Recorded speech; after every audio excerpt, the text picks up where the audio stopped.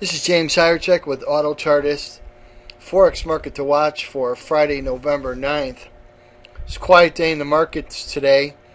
We did see some action early in the session in the US dollar, Japanese yen, USD, JPY. Did get a breakout to the upside of a falling wedge chart pattern, but momentum quickly died before the market could reach its target price. But that's the environment we're in right now. We're in a trending environment, and these breakouts aren't necessarily going to be too strong because there's a dominant trend. See, once in a while you get some counter trend moves because of stops that are hit, but unless buyers come in and participate, these moves tend to fail before hitting the upside objective. Non-trending patterns such as triangles or pennants tend to lead to more volatile breakouts and follow-throughs. So keep that in mind when you start to see a lot of non-trending patterns.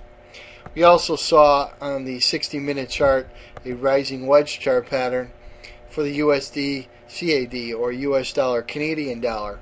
You can see that this market is straddling the support line of a uptrending wedge pattern, and this too is showing that there is a strong trend in the marketplace, and that the market doesn't seem to want to follow through to the downside even when it was showing signs of weakness. Another pattern that we were looking at was the Australian dollar US dollar, and this was a channel down chart pattern. And again, this is a trending pattern, so you tend to see support, resistance, support, resistance, support, and then a resistance rally. The market isn't showing any kind of breakout tendencies, and that's what happens when you have a trending pattern. You're going to get some counter trend moves off of support, and then when the trend reaches resistance, or the market reaches resistance, then trend traders begin to sell it again. Until we start to see triangle chart patterns, you can expect these markets to continue to trend over the near term. And finally, we also had a trending pattern again in the Australian dollar, US dollar. This was a channel down chart pattern that occurred late in the trading session. Again, you get the same formation.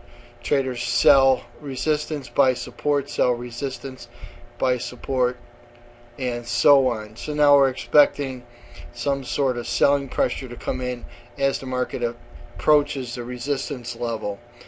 So if you're trading breakouts and momentum, you want to look for triangles and pennants. If you're a trend trader looking for swings in the marketplace, then you have to love all these trending patterns, these rising and falling wedges, and these channel ups and these channel downs.